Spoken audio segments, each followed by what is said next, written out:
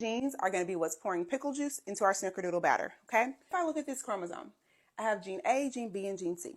Gene A is a super useful trait. It is helping me to survive and reproduce. Evolution says, yes, we want to keep that one around.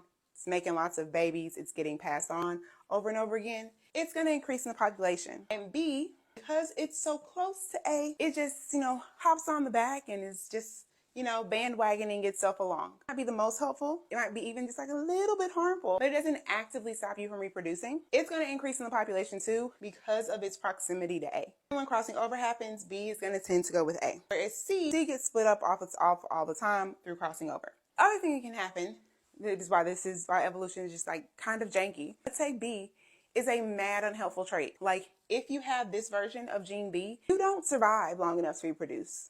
Ever. So like sometimes traits that seem like they would be really, really useful die out because of their proximity to a very unhelpful trait. So yeah, evolution is kind of janky.